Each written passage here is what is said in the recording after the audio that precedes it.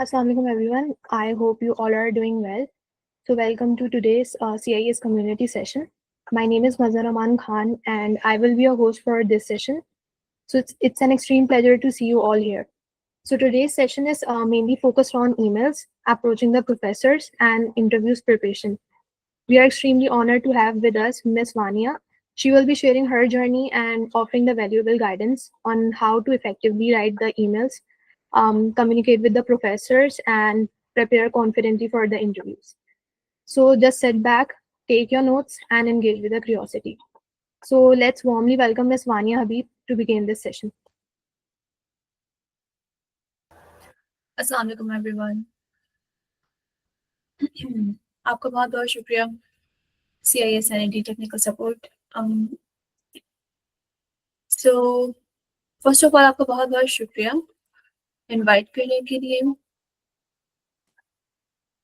Because जब आप थोड़ी थोड़ी चीज़ें अचीव करने लग जाते हैं तब आपका मेन मकसद यही होता है कि आपसे जो जूनियर हैं और जो आपके बहन भाइयों की तरह ही हैं उन्हें भी आगे बढ़ना चाहिए। सो एक छोटी सी कोशिश है कि हम सब एज अ कम्युनिटी ग्रो करें। उसके लिए हम कुछ चीज़ें देख लेते हैं कि आज के वेबिनार का एजेंडा तो आपको पता ही है कि हम ईमेल राइटिंग के ऊपर बात करेंगे, प्रोफेसर्स के ऊपर बात करेंगे और इंटरव्यू प्रिपरेशन के ऊपर थोड़ी बहुत बात करेंगे। मैं कौन हूँ? मैं वानिया शोख अंसारी मेरा नाम है। NIT यूनिवर्सिटी से मैं ग्रेजुएटेड हूँ अप्लाइड फिजिक्स में। I graduated in 2023। सो थोड़े से ही आप लोगों से सीनियर हैं, बहुत ज़्यादा सीनियर नहीं है। और फिलहाल मैं USA में वेस्टर्न मिशिगन यूनिवर्सिटी, जो कि मिशिगन की चौथी बड़ी यूनिवर्सिटी है, PhD स्टूडेंट हूँ। सिर्फ मैं PhD स्टूडेंट ही नहीं हूँ, मेरी ग्रेजुएट स्टडीज फुली फंडेड हैं। दैट मीन्स मैं यहाँ पे टीचिंग असिस्टेंट भी हूँ। मूविंग फॉरवर्ड के ये तो मैंने आपको बताया कि मैंने एडमिशन सिक्योर कर लिया, और सिर्फ एडमिशन नहीं, फुली फंडेड एडमिशन अच्छे से सिक्योर कर लिया। कैसे किया? यहाँ पर हमारे आज के लिए जो हमें टॉपिक देखना है वो देखना है प्रोफेसर को टारगेट करना। लेकिन प्रोफेसर को टारगेट करना is not the very first step. आप लोगों को पता होगा हमारे इस स्टेप से रिलेटेड पहले भी वेबिनार हो चुका है इस सीरीज का, जिसमें हमने बताया था कि आपको प्रोफाइल कैसे बिल्ड करनी है। सो अप्लाई करना ये लास्ट स्टेप होता है।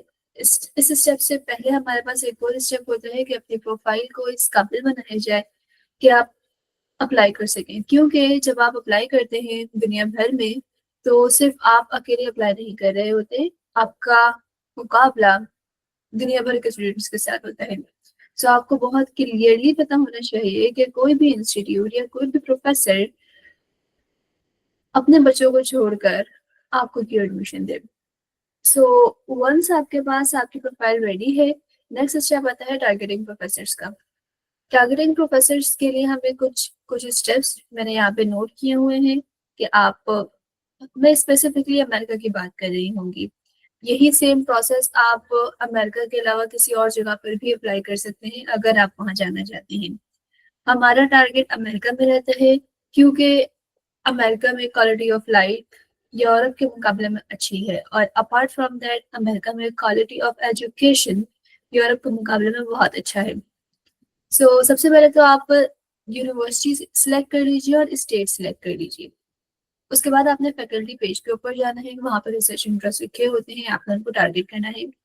और नेक्स्ट आपने एक और चीज़ देखनी होती है जो कि थोड़ी सी मुश्किल होती है, और वो है कि जिस प्रोफेसर को आप टारगेट कर रहे हैं वो उसके पास फंडिंग अवेलेबल है भी या नहीं है। देन एक और पॉइंट है कि आप एक्सेल शीट प्रिपेयर करेंगे, डाटा कलेक्ट करेंगे, और फिर नेक्स्ट पॉइंट है कि आप ईमेल तैयार करेंगे। ऑलराइट, तो ये सारी चीज़ें हमने यहाँ पे देख ली हैं। इसको थोड़ा सा यहाँ पर भी आके देख लेते हैं। लेट्स ओपन शीट फर्स्ट, इसको हम बाद में देखेंगे, लेकिन सबसे पहले आपने स्टेट कैसे टारगेट करनी है। सो आप गूगल पे लिखेंगे। अच्छा, मेरी स्क्रीन जो है वो आपको ठीक नजर आ रही है या मैं जूम इन करूँ? No, it's completely clear. शुक्रिया। सो यूनाइटेड स्टेट्स मैप, राइट, जैसे आपने गूगल करना है और यहाँ पे आपके पास बहुत सारे मैप आ गए हैं। मैंने ये वाला मैप यूज किया था। सो यहाँ पे आप सारी, इसको हम ओपन करें, यहाँ पे आप सारी स्टेट्स देख रहे हैं, ठीक है। ये कुछ हमें अच्छा नजर नहीं आ रहा, वापस इधर ही आ जाए। सो देखिए, Texas, new Jersey, new Mexico और भी बाकी सारे स्टेट। तो किसी भी पॉइंट से आप स्टार्ट कर लें, यहाँ से स्टार्ट कर लें, यहाँ से स्टार्ट कर लें, यहाँ से स्टार्ट कर लें, और स्टेट बाय स्टेट आपको चलते जाने, ठीक है। सो फॉर एग्जाम्पल मैंने टेक्सास से स्टार्ट किया और मैंने सोच लिया कि अब मुझे उस पर टेक्सास को देखना है। तो अब मैं नेक्स्ट गूगल करूंगी पब्लिक यूनिवर्सिटीज।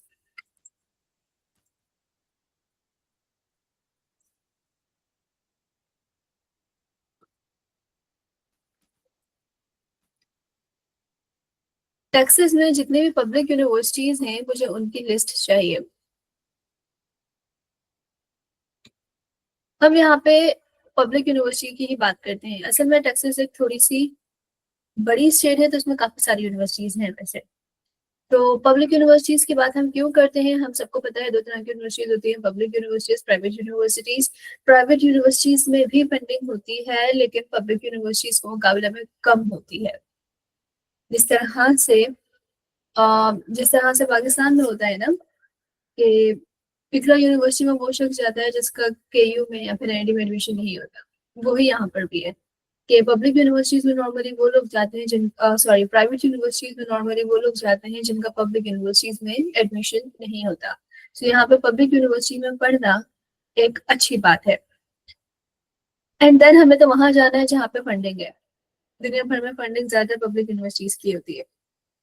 सो ये आपके पास सारी लिस्ट आ गई।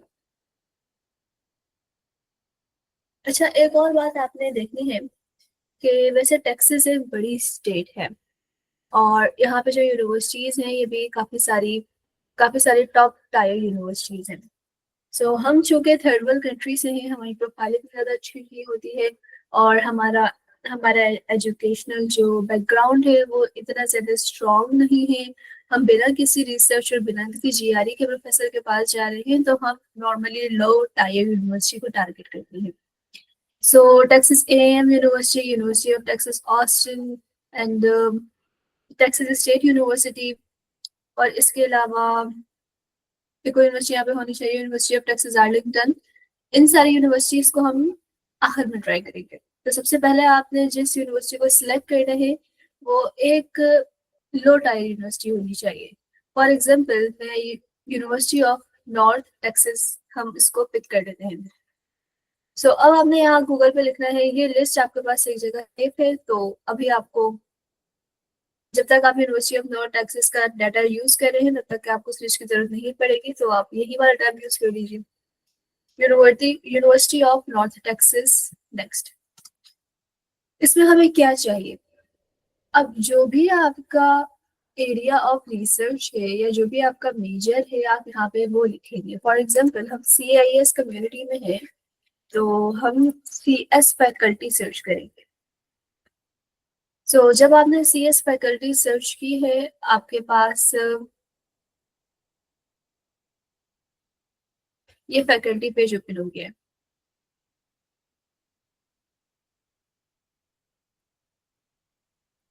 ये छोटी सी फैकल्टी है क्योंकि हमने बताया कि हम छोटी सी यूनिवर्सिटी को टारगेट कर रहे हैं।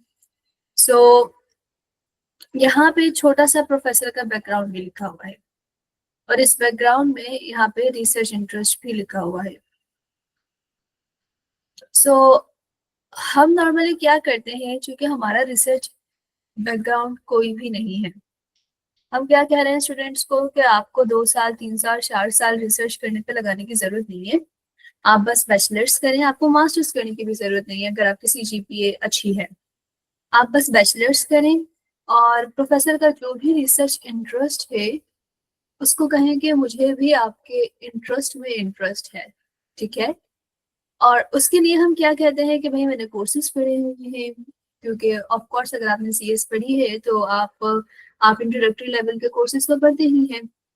आप उनसे कह सकते हैं कि मैंने कोर्सेज पढ़े हुए हैं बहुत सारे, और मैंने मैंने अगर तो आपके पास प्रोजेक्ट्स निकल गए हैं जो हम अपने प्रोफाइल वर्क करते हुए प्रोजेक्ट्स बनाते हैं, और उसमें से प्रोफेसर के रिसर्च से मैच करता हुआ कोई प्रोजेक्ट आपने कर लिया है तो वेल एंड गुड हो गया, बहुत अच्छी बात है। अगर नहीं निकलता तो आप उसको सिर्फ इतना कहें कि मुझे आपके काम में इंटरेस्ट है, और अगर आपके काम में कोई इसका प्रोजेक्ट निकल जाता है तो आपके पास कहने की दो बातें हैं कि मुझे आपके काम में इंटरेस्ट है और मेरा बैकग्राउंड आपके काम से अलाइन करता है। बात हो गई। सो ये हम फैकल्टी को देख लेते हैं। डायरेक्टर को हम डायरेक्टली टारगेट नहीं करेंगे क्योंकि डायरेक्टर के पास जो है वो डिपार्टमेंट के सारे काम होते हैं एडमिनिस्ट्रेशन के, वो इतना ज्यादा रिसर्च नहीं कर रहे होते और स्टूडेंट्स को हायर नहीं कर रहे होते, तो हम फैकल्टी को ही टारगेट करेंगे। ये रहा प्रोफेसर का ईमेल। ये प्रोफेसर का ईमेल है।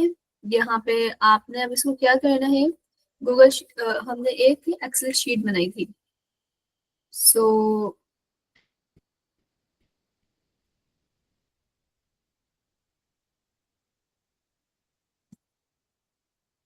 यहाँ मैं शीट के नाम पे लिखा करती थी यूनिवर्सिटी का नाम,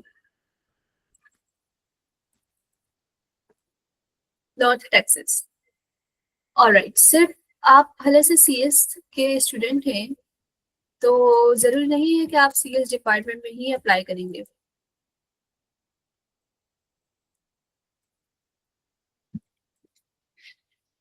सबसे पहले आप सीएस डिपार्टमेंट में अप्लाई करेंगे और उसके बाद आप दूसरे डिपार्टमेंट्स में भी जाएंगे, क्योंकि सॉफ्टवेयर इंजीनियर का या फिर सीएस स्टूडेंट का काम होता है कि कंप्यूटेशनल रिलेटेड प्रॉब्लम्स को सॉल्व करना।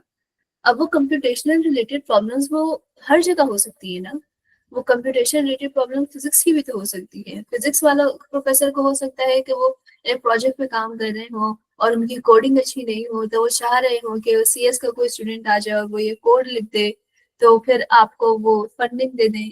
तो उससे वो सिर्फ आपको कंप्यूटर साइंस को टारगेट नहीं करना है, बल्कि वो तमाम फील्ड्स जो आपके फील्ड से रिलेटेड है आप उन सबको टारगेट करना है, लेकिन सबसे पहले कंप्यूटर साइंस को टारगेट करेंगे। तो ये आ गए थे प्रोफेसर, इनका नेम था। यहाँ से आप नेम कॉपी कर लीजिए और यहाँ से आप इनका ईमेल कॉपी कर लीजिए। मैंने स्पेसिफिकली एक सॉफ्टवेयर डाउनलोड किया हुआ है अपने लैपटॉप पर कि जब आप दो तीन चीजें डाउनलोड कर लेते हैं तो ये क्लिप बोर्ड ही डाउनलोड किया हुआ है बेसिकली, और ये बहुत अच्छा काम करता है। वरना पहले ये होता था कि मैं एक एक नाम कॉपी करूं, फिर उसके बाद में वापस उस टैब के ऊपर जाऊं, फिर मैं ईमेल कॉपी करूं, फिर मैं वापस उस टैब के ऊपर जाऊं, फिर मैं उनकी उनकी रिसर्च कॉपी करूं।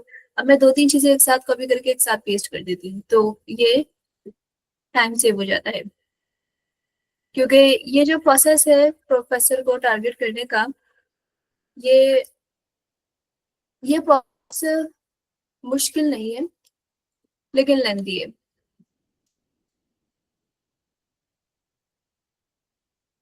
प्रोफेसर को ढूंढने में और उनकी रिसर्च देखने में और उनको ईमेल लिखने में थोड़ा टाइम लगता है। हमारे पास दो चीजें आ गई हैं, प्रोफेसर का नाम आ गया है और उनकी ईमेल आ गई है। नेक्स्ट अब आपने इसी नाम को उठाना है, गूगल पे लिखना है और साथ में जिस यूनिवर्सिटी के प्रोफेसर हैं उस यूनिवर्सिटी का नाम भी लिख दीजिए। अब इन प्रोफेसर के मुतालिक गूगल के ऊपर जितनी इंफॉर्मेशन होगी वो सब आप यहाँ पे देख सकते हैं। सबसे पहली इंफॉर्मेशन जिसमें हम इंटरेस्टेड हैं वो है इनका गूगल स्कॉलर अकाउंट। यहाँ पे ईयर में आप इसको क्लिक करेंगे तो ये खुद ब खुद अलाइन हो जाएगा ईयर वाइज। तो 2024 में इन्होंने जो रिसर्चेस की है वो देख लेते हैं।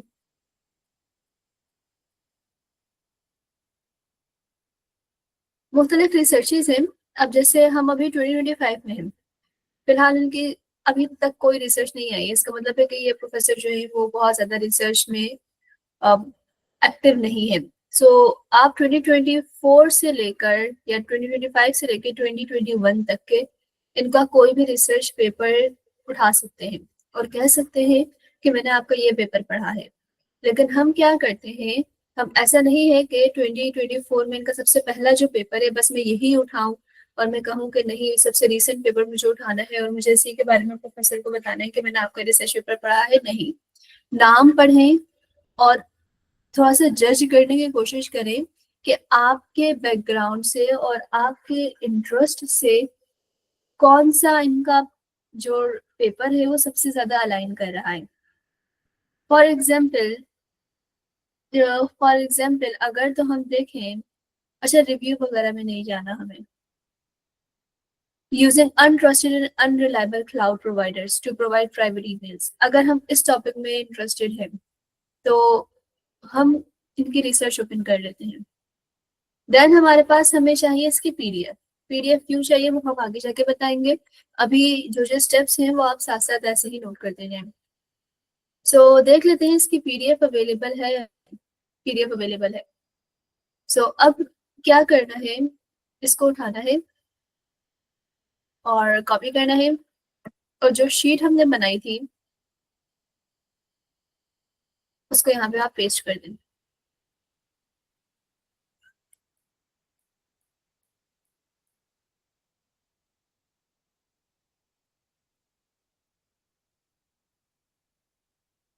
हमने डायरेक्टली उठा के डायरेक्टली पेस्ट किया है। इसकी वजह ये है कि अब अगर मैं इस पर क्लिक करूंगी तो मुझे डायरेक्टली ये प्रोफेसर की रिसर्च के ऊपर ले जाएगा। सो इस तरह से हमने क्या करना है, फिलहाल हमारे पास दो ही फैकल्टी मेंबर है तो दोनों को उठा के हमने यहाँ इस स्प्रेडशीट में सेव कर लेना है।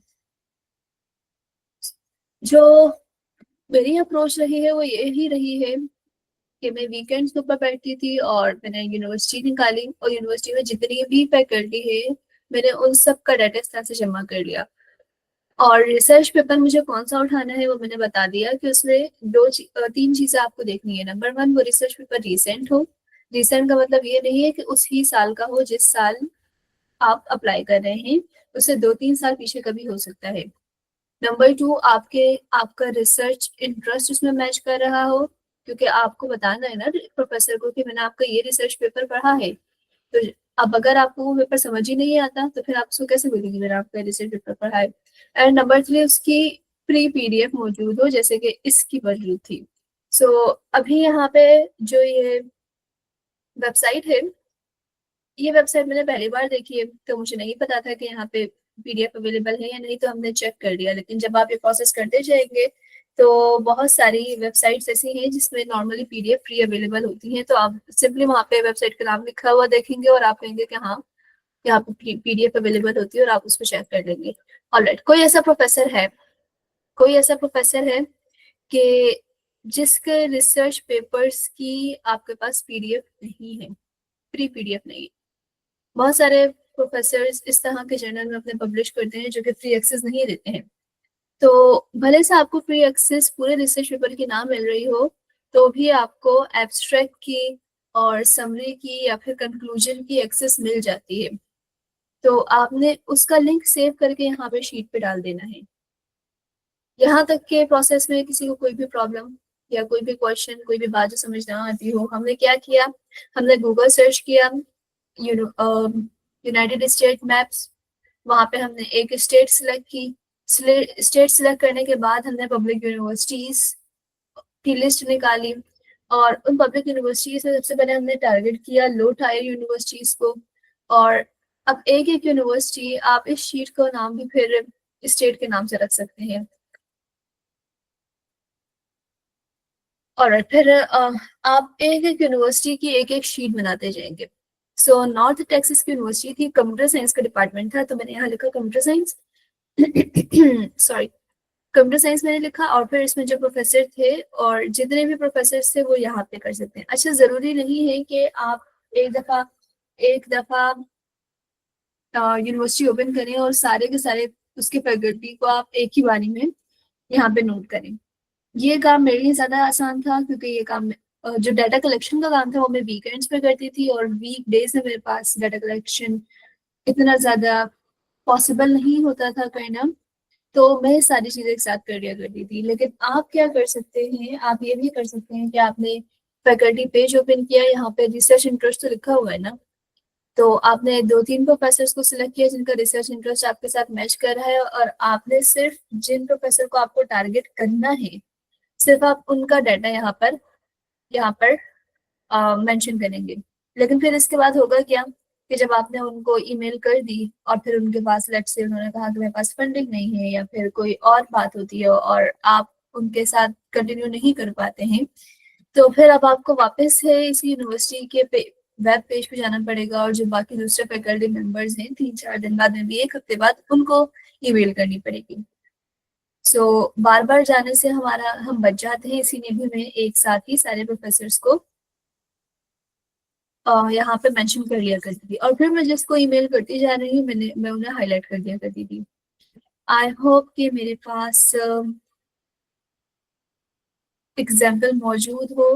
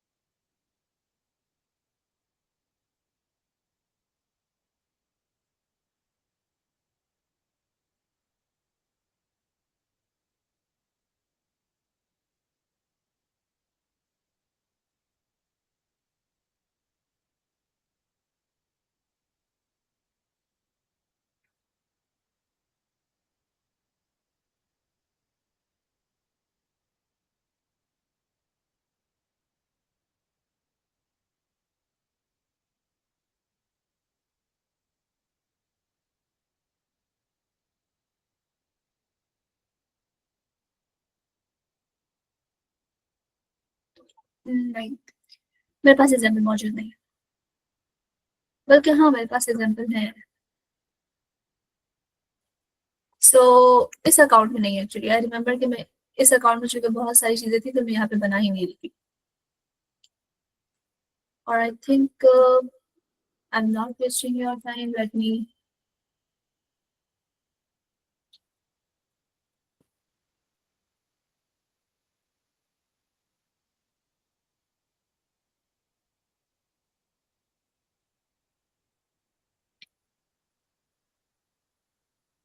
Yes exactly.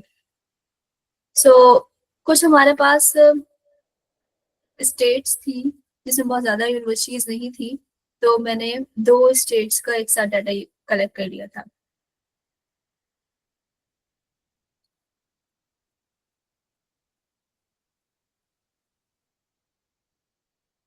सो इस तरह से आपने शीट बनाते जाना है, और जो हमारे पास प्रोफेसर हैं वो डाटा आपके पास कलेक्ट हो जाएगा।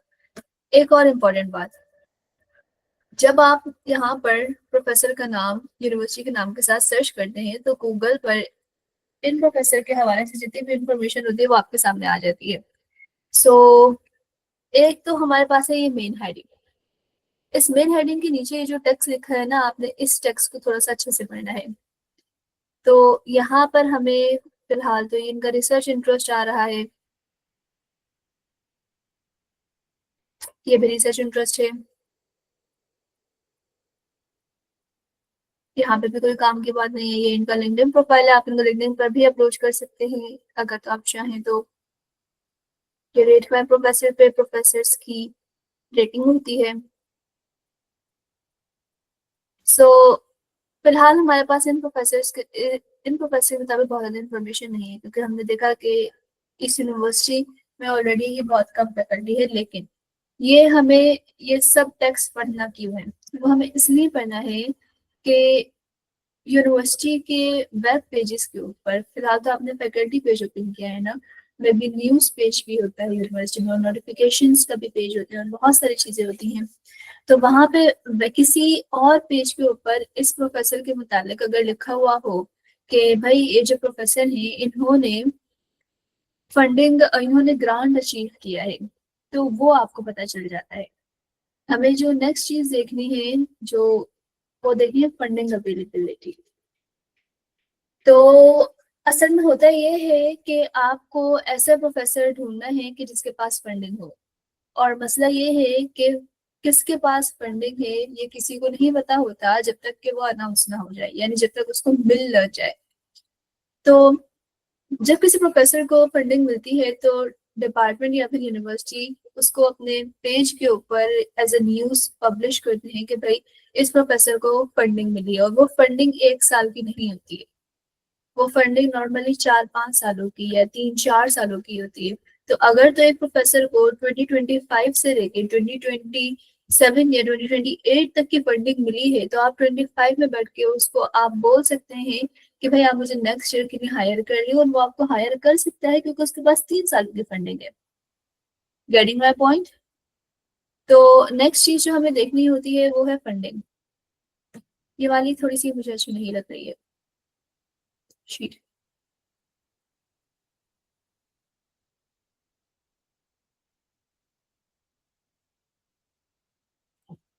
विषय वही देख लेते हैं। ऑलराइट, तो ये था हमारे पास जैसे हमने सारा डाटा। मिशिगन में जितनी भी यूनिवर्सिटीज थी ये सारी यूनिवर्सिटीज हैं, और फिजिक्स डिपार्टमेंट में जो प्रोफेसर थे वो यहाँ पे मौजूद हैं। और ये जो हाईलाइटेड प्रोफेसर हैं इनको मैं टारगेट कर चुकी हूँ। टारगेट का मतलब ये है कि मैं इनको ईमेल कर चुकी हूँ। सो अब अगर मुझे वापस से इस यूनिवर्सिटी में ईमेल करनी होगी तो जो प्रोफेसर हाईलाइटेड नहीं है मैं उनको ईमेल करूंगी। और आप ये देख रहे हैं ये हाईलाइट क्यों हुआ हुआ है? ये हाईलाइट इसलिए हुआ हुआ है कि इन प्रोफेसर के पास फंडिंग है और ये मटेरियल साइंस के डिपार्टमेंट के हैं। सो सिर्फ फिजिक्स डिपार्टमेंट को अप्लाई नहीं किया, हमने मटेरियल्स को भी अप्लाई किया। और ये एक यूनिवर्सिटी के ये दो डिपार्टमेंट थे। देन नेक्स्ट यूनिवर्सिटी है ग्रैंड वैली स्टेट यूनिवर्सिटी, छोटी सी यूनिवर्सिटी थी, तो सारे प्रोफेसर को अप्लाई कर दिया, मतलब कांटेक्ट कर लिया। नेक्स्ट यूनिवर्सिटी है मिशिगन स्टेट यूनिवर्सिटी, जो कि बड़ी यूनिवर्सिटी है। उसमें फिजिक्स डिपार्टमेंट के और मटेरियल डिपार्टमेंट के जो प्रोफेसर थे उनको कर दिया। इस तरह से आपने ये शीट्स प्रिपेयर करनी है। तो इसमें आप ये देख रहे हैं कि यहाँ पे एक आध प्रोफेसर है जिनको मैंने अप्लाई, जिनके पास मैंने ईमेल नहीं की। हो सकता है कि प्रोफेसर ने मुझे कहा हो कि हमारे डिपार्टमेंट में फिजिक्स ग्रेजुएट स्टडीज ही नहीं है, हम सिर्फ मास्टर्स ऑफर करते हैं, हम इस यूनिवर्सिटी में फिजिक्स पीएचडी होते ही नहीं है। या फिर हो सकता है उन्होंने कहा हो कि हमारी यूनिवर्सिटी में फंडिंग्स ही नहीं है, तो फिर मैंने इस यूनिवर्सिटी के बाकी प्रोफेसर को टारगेट नहीं किया। ये एक एग्जाम्पल है एक्सेल शीट प्रिपेयर करने की और प्रोफेसर टारगेट करने की। प्रोफेसर टारगेट करने के लिए आपको सिर्फ और सिर्फ डाटा कलेक्शन करनी है, और ये डाटा कलेक्शन में थोड़ा सा टाइम लगता है। किसी का कोई क्वेश्चन है तो आप अपना हैंड रेज कर सकते हैं।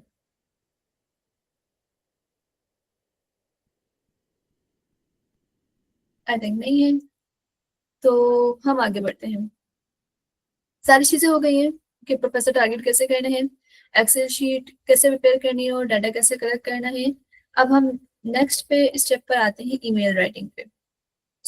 आपको क्या करना है, ये जो आपने रिसर्च पेपर उठाया था ना प्रोफेसर का, आप को सबसे पहले तो एक ईमेल टेम्पलेट रेडी करना पड़ेगा। इस वाले स्टेप से भी पहले आपके पास एक टेम्पलेट रेडी होना चाहिए। टेम्पलेट से मुराद क्या है कि उसमें सारी चीजें मौजूद हो उस टेम्पलेट में। बस आप फॉर एग्जांपल मैंने लिखा हुआ हो डियर प्रोफेसर, और प्रोफेसर के आगे मैंने प्रोफेसर का नाम ब्लैंक छोड़ा हुआ हो।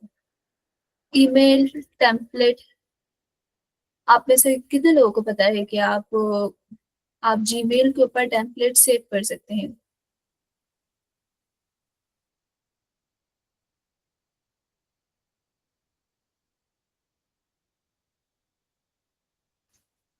ठीक है, तो एक शख्स को पता है कि जीमेल के ऊपर टेम्पलेट सेव कर सकते हैं।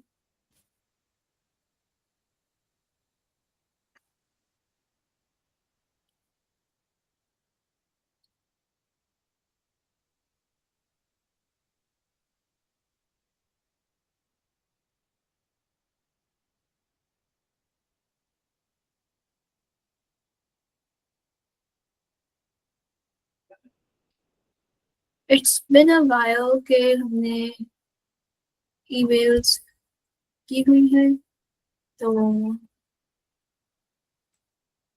ये एक एग्जाम्पल है, और वैसे मैं चाह नहीं रही थी इस एग्जाम्पल को दिखाना, लेकिन इसलिए नहीं चाह रहे थे क्योंकि फिर ये सारी जो चीजें हैं वो एग्जैक्टली लोग कॉपी कर लेते हैं, और जब आप उसको एग्जैक्टली कॉपी करते हैं तो फिर प्रोफेसर्स के पास एक ही जैसी ईमेल्स जाती हैं, तो फिर प्रोफेसर बोलते हैं क्या हो रहा है। तो इसीलिए किसी के भी टेम्पलेट को कॉपी नहीं करना। आप कॉपी कर कर अपने चांसेस तो खत्म कर ही रहे हैं, साथ में दूसरे लोगों के चांसेस भी खत्म कर रहे हैं। तो ये एक ईमेल है, इसको हम टेम्पलेट कैसे बना सकते हैं। प्रोफेसर का नाम यहाँ से हटा दें, प्रोफेसर का नाम हटा के उसकी जगह खाली जगह छोड़ दें। सबसे पहले आपने अपने आप को इंट्रोड्यूस करना है। ये वाली लाइन एक्स्ट्रा है, आप चाहें भी तो इसे ना लिखें, क्योंकि आपके ईमेल के ऊपर आपका नाम वैसे ही शो हो रहा होता है, और आप जितने कम अल्फाज यूज करें अपनी ईमेल के लिए उतने ज्यादा बेहतर है। ऑलराइट, सो ये जो एग्जाम्पल है आपके सामने, ये बहुत ज्यादा परफेक्ट एग्जाम्पल नहीं है। एक्चुअली ये मेरा टेम्पलेट है, और ये वो टेम्पलेट है जिसको मैं यूज कर रही थी और मुझे यूज करते हुए स्कॉलरशिप मिली है। लेकिन जब आप एक काम करते हैं तो आप काम करते करते आपको लगता है कि आप इस काम को मजीद अच्छा कर सकते हैं। सो इवन तो मुझे इस टेम्पलेट के बेस के ऊपर इस टेम्पलेट को यूज करते हुए स्कॉलरशिप मिल गई, लेकिन मैं अपना टेम्पलेट चेंज करने वाली थी, और अगर मुझे मजीद कुछ दिन नहीं मिलती स्कॉलरशिप तो मैं अपना ईमेल चेंज करके दूसरी तरह से ईमेल करने वाली थी। तो आप फिलहाल इसको समझ लीजिए, इसमें मैंने क्या किया हुआ है, फिर मैं आपको बताती कि हम इसको किस तरह से चेंज करते हैं। तो सबसे पहले, I want to continue my academic career under your supervision. ये बात आपने पहली लाइन में लिखनी बहुत जरूरी है। आपको सब्जेक्ट भी आपको लिखना है, और सब्जेक्ट में आपको लिखना है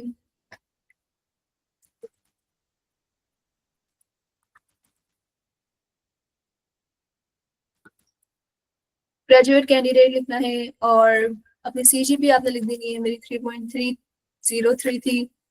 और उसके साथ साथ आपने दो चार चीजें ऐसी लिख देनी है कि जो जो प्रोफेसर को आपको लगता है कि प्रोफेसर को अट्रैक्ट करेंगी। फॉर एग्जाम्पल, आपने कोई चीज अचीव की हुई है। अचीव से मुराद ये है कि खैर मैंने तो यहाँ पे आइल्स लिखा था, आइल्स या आई एम नॉट श्योर मैंने लिखा था या नहीं लिखा था, लेट्स सी।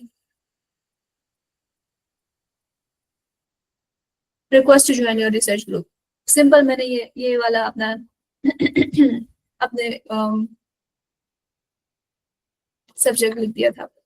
सो आप ये भी लिख सकते हैं, और अपने रिसर्च के लिए आप अपना छोटा सा इंट्रोडक्शन भी यहाँ पे लिख सकते हैं। उसके बाद सबसे पहले आपने बताना है कि आप उनको क्यों अप्रोच कर रहे हैं, क्योंकि आपने ज्यादा से ज्यादा अपनी ईमेल को इजी टू रीड बनाना है। ऐसा ना हो कि प्रोफेसर पढ़ता जाए और उसको समझ ही नहीं आ रहा कि वो ये ईमेल क्यों पढ़ रहा है, आपने उसको कांटेक्ट क्यों किया है।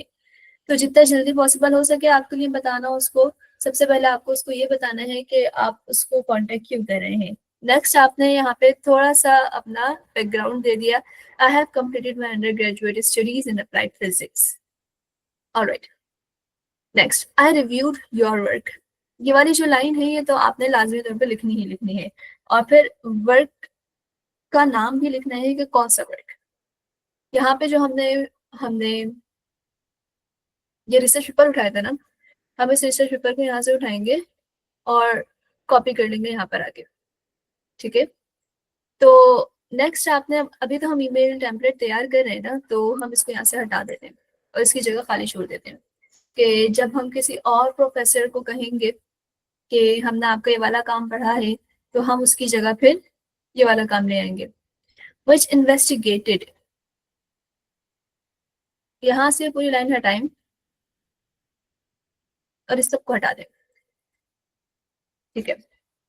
इसके बाद हमें क्या लिखना होता है कि जब आपने प्रोफेसर को कहा कि मैंने आपका काम पढ़ा है, और उसके बाद आपने सिर्फ एक लाइन में, बहुत से बहुत दो लाइन में बताना होता है कि उस काम में आपने क्या पढ़ा है। आप उसमें ये प्रोफेसर को ये बताते हैं कि आपने ये काम किया हुआ है। आपने बहुत ज्यादा एक्सप्लेन नहीं करना कि प्रोफेसर ने क्या काम किया है, क्योंकि प्रोफेसर को पहले से पता है कि उसने क्या काम किया है। आपको प्रोफेसर को जरा सा भी फ्रस्ट्रेट नहीं करना है। सो अगर आप ये पढ़े, मैंने क्या लिखा है, which investigated the nebular phase spectra. आप उससे पढ़ लीजिए ये पूरी लाइन, एक लाइन है ये, और इसको हम मजीद शॉर्ट कर सकते थे, और आखिर में मैंने इसको आगे मजीद शॉर्ट कर दिया था, क्योंकि हमें अगेन प्रोफेसर को फ्रस्ट्रेट नहीं करना है। तो यहाँ से हम ये पूरी लाइन हटा देते हैं, क्योंकि जब हम यहाँ पे दूसरा रिसर्च पेपर एंटर करेंगे तो फिर हमारे पास यहाँ पे दूसरी समरी भी आएगी। Alright, next, my background in applied physics. चूंकि मैं फिजिक्स फैकल्टी के लोगों को टारगेट कर रही हूँ, या फिर अगर मैं मटेरियल्स के भी कर रही हूँ या इलेक्ट्रिकल इंजीनियरिंग के भी कर रही हूँ, तो मैं उन प्रोफेसर्स को ही टारगेट कर रही हूँ जो कि जिनका काम मेरे बैकग्राउंड से रेलिवेंट है। सो ये लाइन ऐसे ही रहती थी, my background in applied physics had provided a solid foundation in. Computational physics को यहाँ से हटा दें, क्योंकि जो भी यहाँ पे हमारे रिसर्च पेपर है, उस रिसर्च पेपर के देखते हुए जो फील्ड मेजर आ रही है वो मैं यहाँ पे लिख दूंगी। यहाँ पे कंप्यूटेशनल फिजिक्स आ रही थी तो मैंने कंप्यूटेशनल फिजिक्स लिख दी थी, यानी इस पेपर में जो मेजर फील्ड यूज हुई थी फिजिक्स की वो कंप्यूटेशनल फिजिक्स थी, तो मैंने वो लिख दी थी। मटीरियल साइंसेज होती तो मैं मटीरियल साइंसेज लिख देती, इस तरह से। That aligns directly to your studies focus. ये लाइन ऐसे ही रहेगी, सिर्फ मुझे यहाँ पर एक वर्ड चेंज करना है, additionally my skills in programming and machine learning may aid in handling, यहाँ से हटा दें इसको, complex data in your future research as well.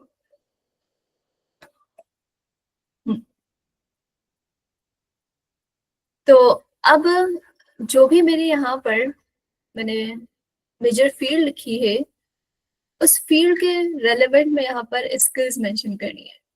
For example computational physics है तो उसके लिए मैंने डाटा हैंडलिंग लिख दी थी और डाटा एनालिसिस लिख दिया था फॉर फ्यूचर रिसर्च। मैंने उनसे ये कहा कि आपकी जो रिसर्च है, मेरा बैकग्राउंड तो उसका अलाइन कर रहा है इस एस्पेक्ट से, कंप्यूटेशनल फिजिक्स के एस्पेक्ट से, लेकिन साथ साथ जो मेरी स्किल्स हैं वो भी आपके फ्यूचर रिसर्च में आप उसको इस्तेमाल कर सकते हैं। Then I feel I can contribute meaningfully to your research and it would be an honor to work with you as a graduate student. Next, is there any possibility to join your group?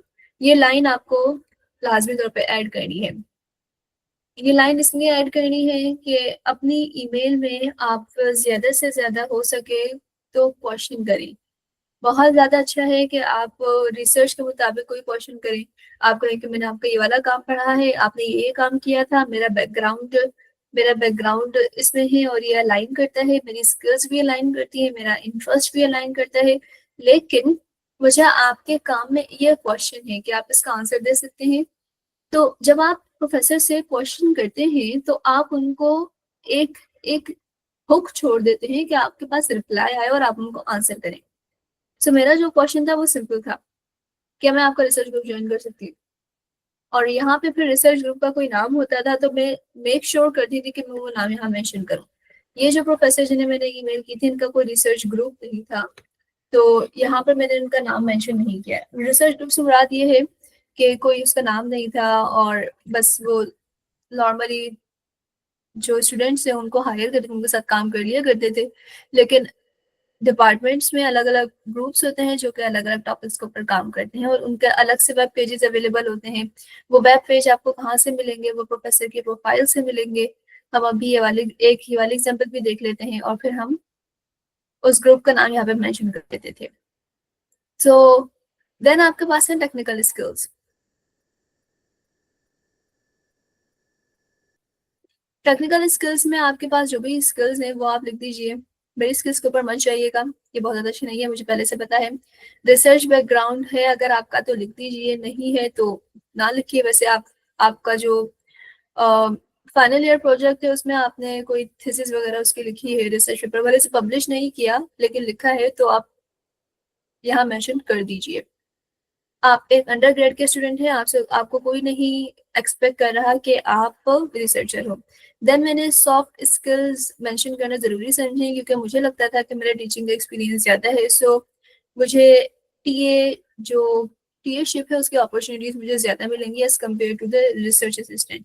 और वही आपके सामने हुआ है कि मैं टीएशिप के ऊपर यहाँ मौजूद हूँ बिकॉज मेरे पास उसका एक्सपीरियंस ज़्यादा था। Next, for detailed overview of my skills, experience and accomplishments, आप इसको भी यहाँ से हटा सकते हैं, एक्सपीरियंस और अकम्पलिशमेंट्स को सिर्फ स्किल्स लिख सकते हैं। जितने ज्यादा कम वर्ड्स हो आपकी आपकी ईमेल में उतना ज्यादा अच्छा है। I have attached my CV and relevant documents. I would appreciate the opportunity to discuss your research in more details। तो फिर यहाँ पर हम मेक श्योर करते थे कि एक पीडीएफ हमने बनाई हुई थी जिसमें मेरी सीवी थी सबसे पहले, तो उसके बाद मेरी ट्रांसक्रिप्ट, मेरी डिग्री, मेरे आइल्स का स्कोर, ये चीजें थी। और सर्टिफिकेट्स वगैरह तो आप वो है सीवी में ही वो बना लेते हैं। सीवी राइटिंग का ये हमारे पास सेशन नहीं है, वरना उसके ऊपर भी एक अलग से सेशन होना चाहिए अगर नहीं हुआ तो। सो आपने यहाँ पे पोर्टफोलियो, असल में पोर्टफोलियो आप यहाँ पे अपना एंटर करते हैं और उस पोर्टफोलियो में आप मेक श्योर कर लीजिएगा कि आपका ट्रांसक्रिप्ट और आइल्स का स्कोर या फिर जो भी आपने इंग्लिश लैंग्वेज टेस्ट दिया हुआ है उसका स्कोर मौजूद हो और डिग्री मौजूद हो, अगर आपके पास डिग्री है तो। ये छोटा सा मैंने ईमेल तैयार की और अब मैं यहाँ पर जाऊँ, टेम्पलेट्स में जाऊँ, ऑलरेडी मेरे पास पहले से टेम्पलेट सेव थे, इसे ड्राफ्ट एज अ टेम्पलेट में कर लो। यहाँ पर मैं जाऊँ तो फिर save draft as a template, then save as a new template, और जो भी हमारे पास इसका सब्जेक्ट था वो सेव हो गया है। सो अब अगर मैं नेक्स्ट टाइम मुझे ईमेल करनी है, सो नेक्स्ट टाइम मुझे ईमेल करनी है, मुझे पूरी ईमेल लिखने की जरूरत नहीं है, सिंपली मैं टेम्पलेट्स में जाके इसको यूज कर सकती हूँ। ये पूरी ईमेल मेरे पास आ गई। सो यहाँ पे मैं प्रोफेसर का ईमेल जो मैंने यहाँ सेव किया हुआ है उसको मैंने कॉपी करना है। और अब हम ये बात कर लेते हैं कि इस ईमेल का टेम्पलेट रेडी करने के बाद इस ईमेल को आप किस तरह से प्रिपेयर करेंगे। ये यहाँ से डाउनलोड कीजिए रिसर्च पेपर, चैट जीपीटी के ऊपर जाइए, चैट जीपीटी से कहें कि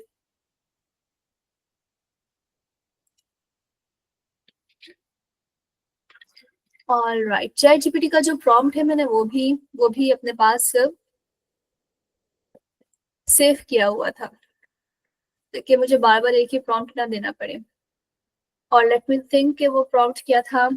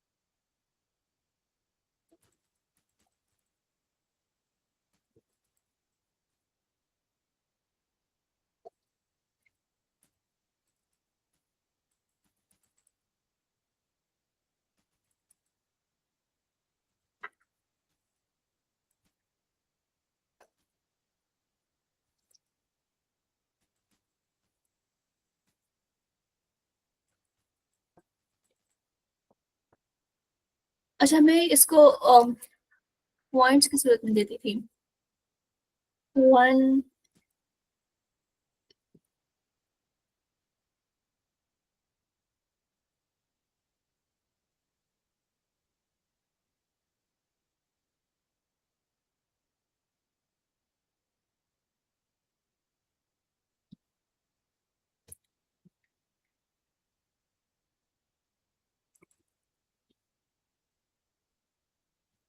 आप इसको पॉइंट्स की सूरत में देंगे तो मोस्ट प्रोबेबली आपको आंसर भी पॉइंट्स की सूरत में ही करेगा, तो वो आपके लिए पढ़ना थोड़ा सा आसान हो जाता है।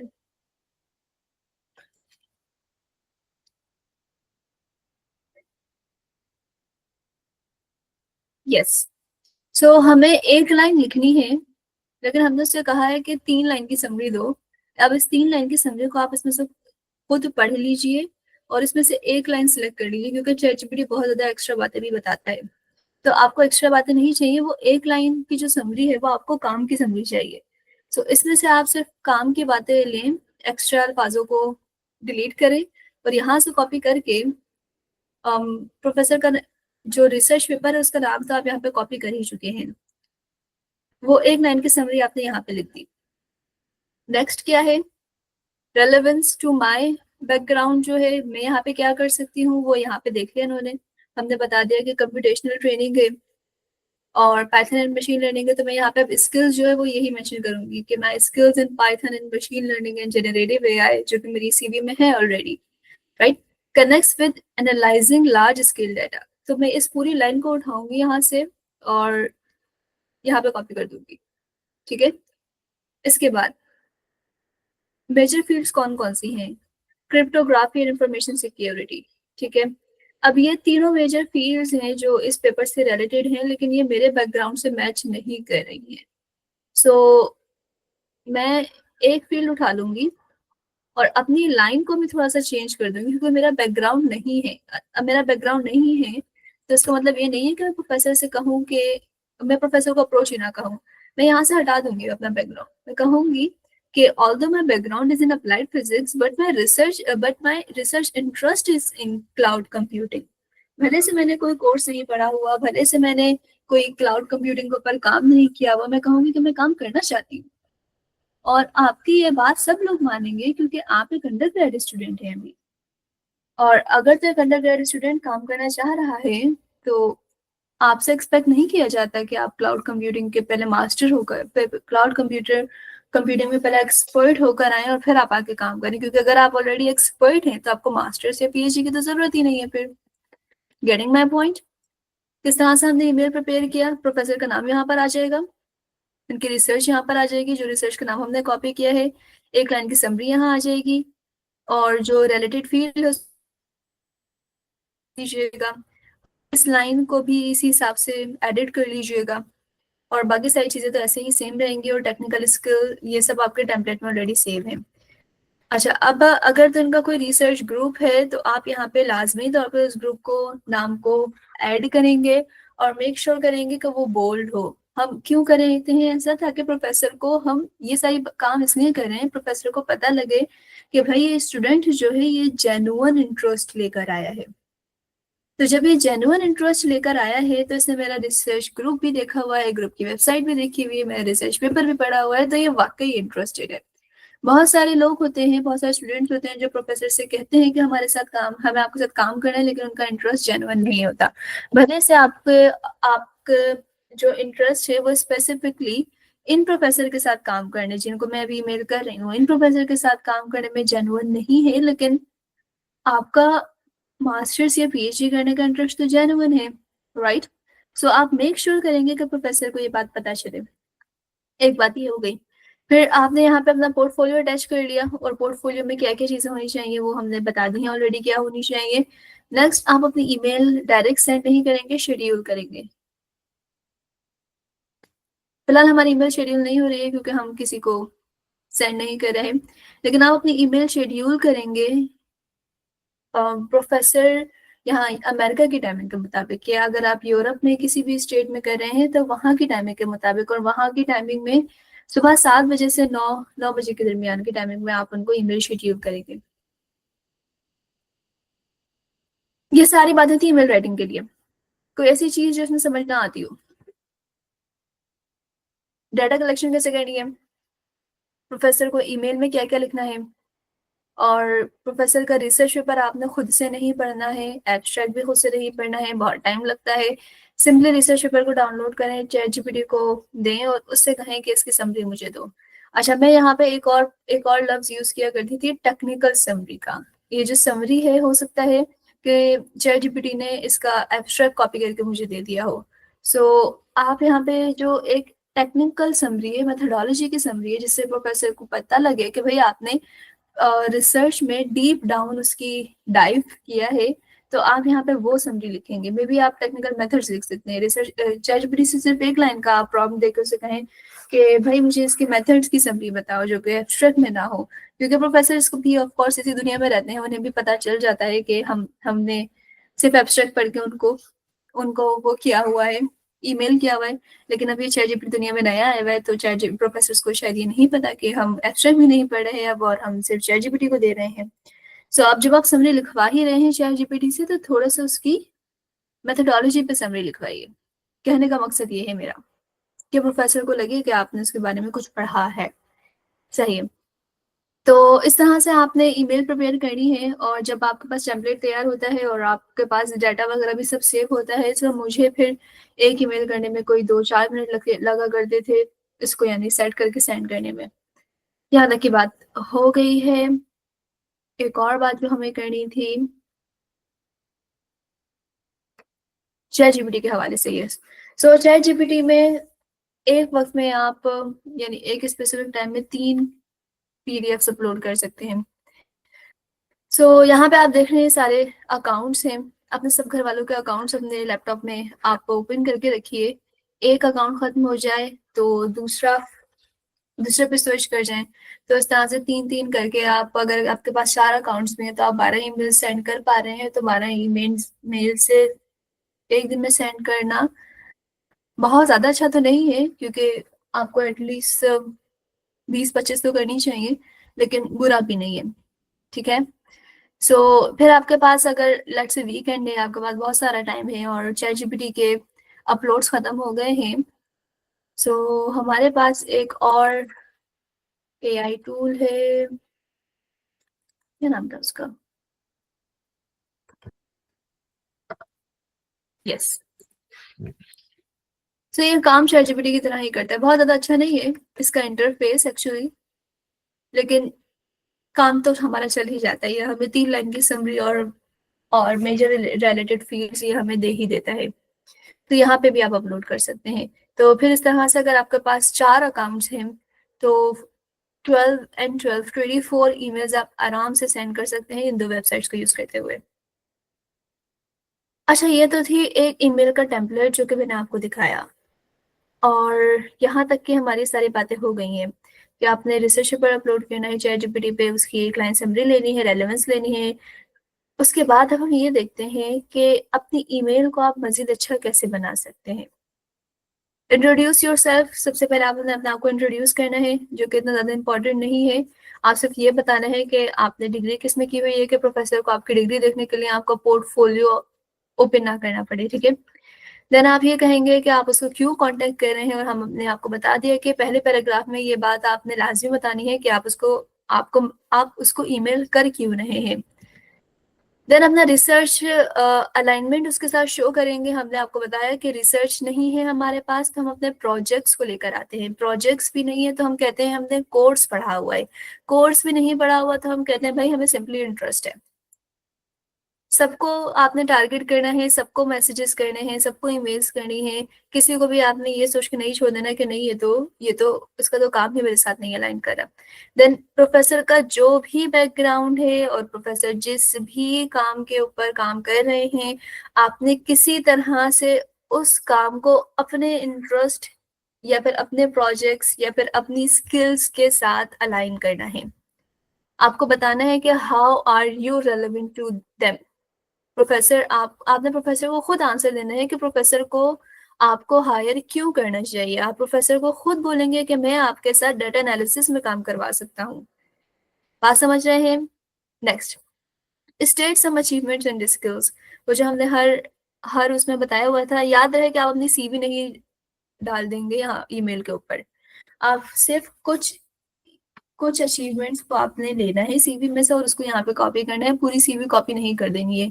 अपने ईमेल को जितना ज्यादा छोटा रखेंगे, जितना ज्यादा कंसाइज रखेंगे, it would be good for you, क्योंकि लंबे लंबे पैराग्राफ किसी से भी नहीं पढ़े जाते और प्रोफेसर्स यहाँ पे वैसे भी काफी मसरूफ पर्सनैलिटीज होती हैं। ऑलवेज आस्क अ क्वेश्चन, उसकी हमने आपको बता दी है वजह कि आप प्रोफेसर से क्वेश्चन करेंगे तो प्रोफेसर आपको आंसर करेगा ना। देन अपना पोर्टफोलियो आपने अटैच करना है। उसके बाद आपने एक प्रोफेसर को ईमेल कर दिया आज का, आपके पास कल तक रिस्पांस नहीं आया है, तो आप परसों प्रोफेसर को फॉलो अप शेड्यूल कर दें। परसों आपने प्रोफेसर को फॉलो अप देना है। फिर आपके पास एक दिन बाद भी रिप्लाई नहीं आया है तो आप एक और फॉलो अप दें, यानी एक एक दिन के गैप से आप फॉलो अप दें। जब 2-3 फॉलो अप्स के बाद भी आपके पास से उनका रिप्लाई नहीं आता है तो आप उसी डिपार्टमेंट के दूसरे प्रोफेसर पे स्विच कर जाएं। अगर तो एक डिपार्टमेंट के 20 प्रोफेसर हैं तो मैं एक वक्त में 3 या 4 को अप्रोच कर दिया करती थी जिनका सेम इंटरेस्ट होता था।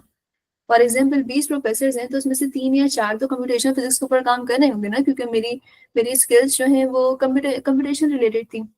तो मैंने उन 3-4 को ईमेल्स कर दी एक साथ।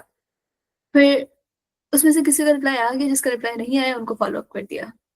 फिर वापस से उनको फॉलो अप किया, फिर अभी उनका रिप्लाई नहीं आया, तो फिर मैं उस ही डिपार्टमेंट के बाकी प्रोफेसर्स के ऊपर मैं स्विच कर जाया करती थी। जो शीट आप देख रहे हैं ये इसी तरह से ऑर्गेनाइज है कि इंस्टेड कि मैं वापस से वेबसाइट के ऊपर जाऊं, वापस से फैकल्टी पे जाऊं, फिर मैं देखूं कि मैंने कौन सी फैकल्टी को इसमें पहले ईमेल कर दिया था और कौन सी को नहीं किया था, ये सारी मैं एक ही जगह डाटा कलेक्ट कर लेती हूँ और उसको हाईलाइट करती जाती थी। ऑलराइट, अब ये बात आ जाती है कि इस ईमेल को आप अच्छा कैसे बना सकते हैं और कौन सी गलतियां हैं जो नॉर्मली स्टूडेंट्स करते हैं और जो प्रोफेसर्स को अच्छी नहीं लगती। सबसे पहला, आपकी ईमेल में कोई भी ग्रामेटिकल एरर नहीं होना चाहिए और कोई भी स्पेलिंग एरर नहीं होना चाहिए। Same goes for your SOP. ये दो चीजें या ये दो टेक्स्ट आपके लिए बहुत ज्यादा इंपॉर्टेंट होते हैं। अच्छा, अभी तो हमने इंटरव्यू प्रिपरेशन के ऊपर भी बात नहीं की है और इट्स ऑलरेडी 1 आवर, तो क्या हमारे पास और वक्त है?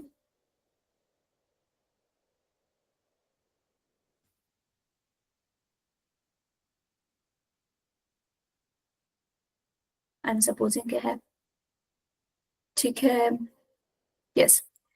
तो एक है ग्रामेटिकल एरर और दूसरा है स्पेलिंग एरर। ये दो एरर्स आपने बिल्कुल भी नहीं करने हैं इन दो टेक्स्ट के अंदर, क्योंकि एक स्टूडेंट है, 16 years ऑफ एजुकेशन वो लेकर आ रहा है और वो कह रहा है कि वो मास्टर्स करना चाहता है या वो पीएचडी करना चाहता है, और वो अपना एक टेक्स्ट जो है उसको उसको स्पेलिंग एरर फ्री नहीं कर सकता या उसको ग्रामर फ्री एरर कोई एरर उसमें कर सकता है, तो ये सिंपली ये शो करता है कि आप सीरियस नहीं है।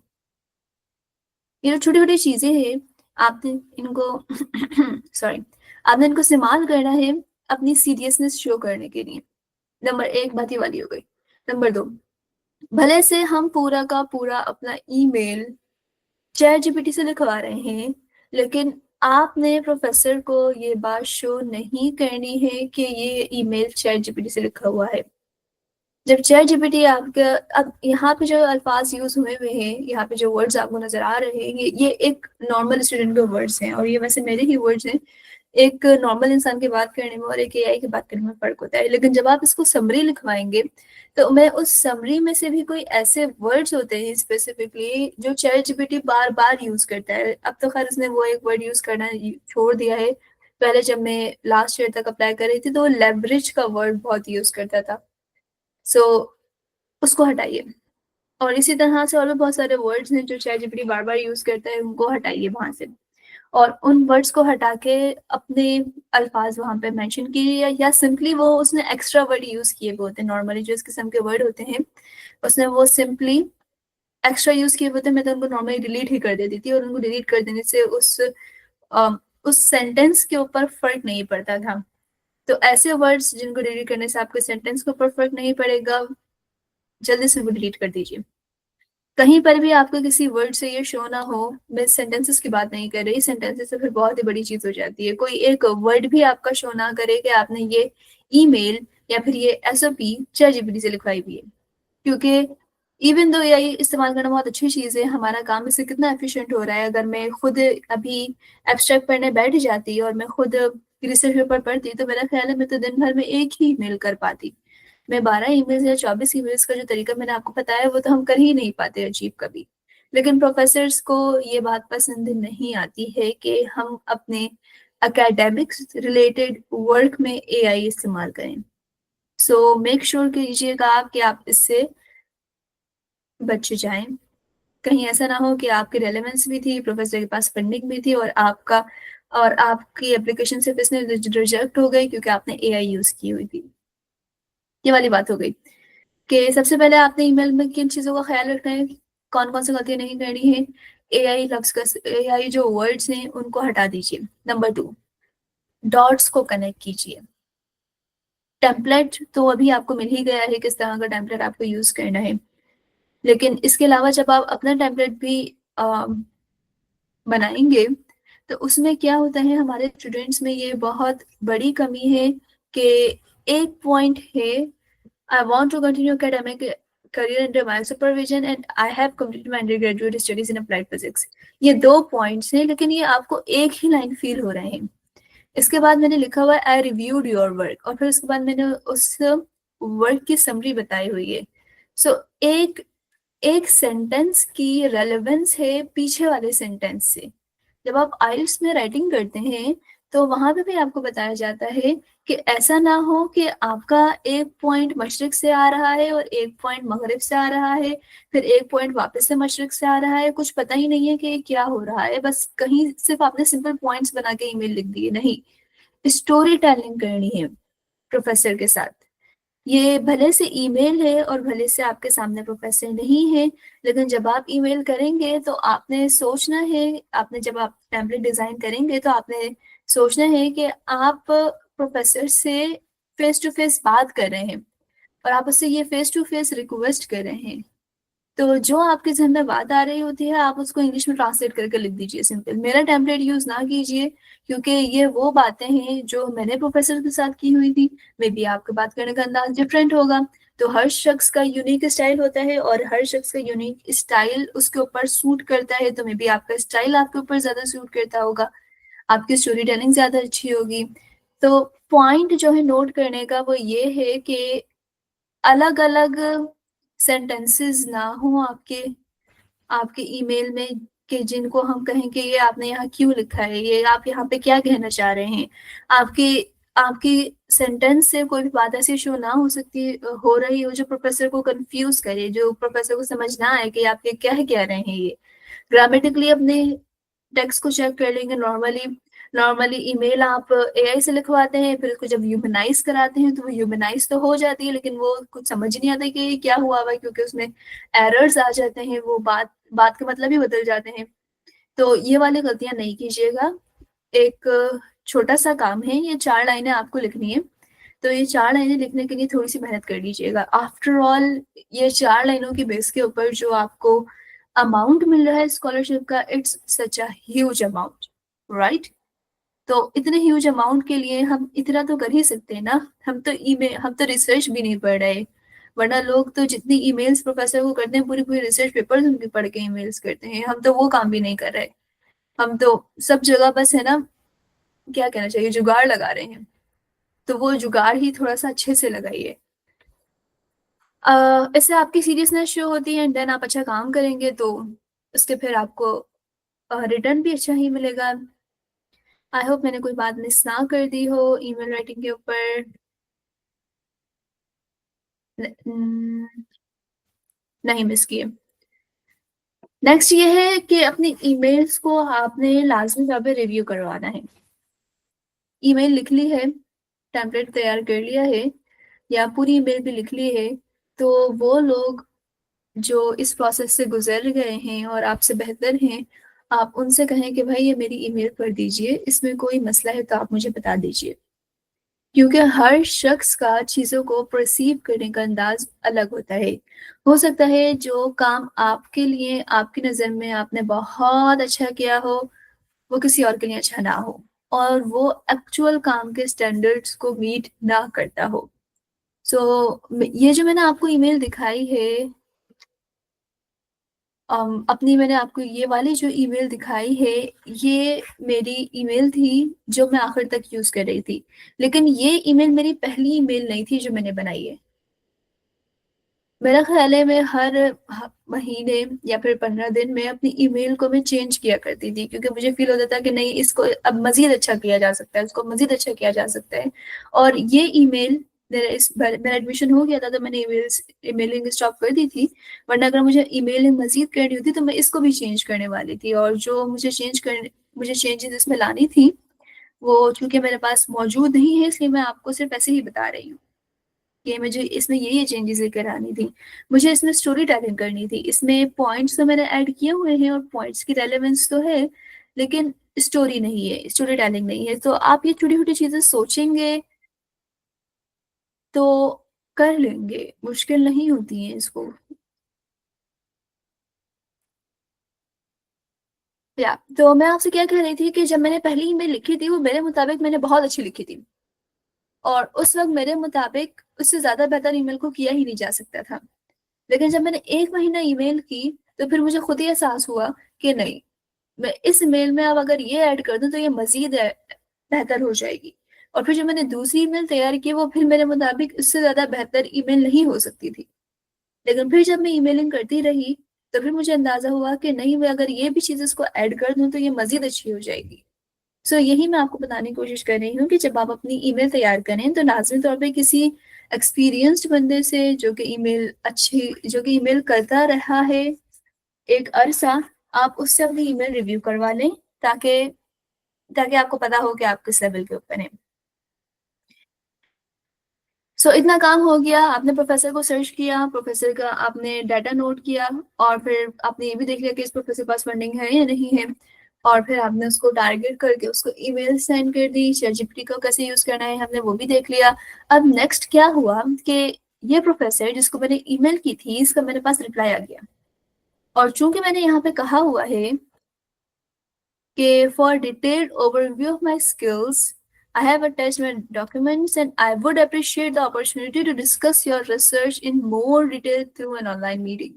मैंने यहाँ प्रोफेसर को कहा हुआ है कि मैं आपके साथ ऑनलाइन मीटिंग करना चाह रही हूँ, और ये बात आपको कहनी है। इंटरव्यू देने से थोड़ा सा हम घबराते हैं, लेकिन आपको घबराना नहीं है, डर डर बिल्कुल नहीं है, ठीक है? क्योंकि एक ईमेल जो है या एक सीवी आपके और प्रोफेसर के दरमियान कनेक्शन को बिल्ड नहीं कर सकती। आपको ये बात समझनी चाहिए कि आप पाकिस्तान में हो और वो वहां आपसे हजारों किलोमीटर दूर बैठा हुआ है।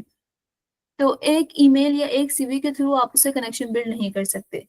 आपने लाजमी तौर पे प्रोफेसर को इस बात के ऊपर कन्विंस करना है। मे भी हो सकता है वो इस ईमेल के बाद वो डायरेक्टली ना आए मेरे पास के ठीक है मैं आपको इंटरव्यू करता हूँ, हो सकता है मुझे कुछ और रिप्लाई करे। तो मुझे इसको यही कहना है कि उस रिप्लाई के जवाब में भी कि मैं आपके साथ एक ऑनलाइन मीटिंग करना चाह रही हूँ, जिसमें मैं आपके काम को मजीद समझना चाहती हूँ, मेरे 2-4 क्वेश्चन है वो मैं आपसे पूछना चाहती हूँ।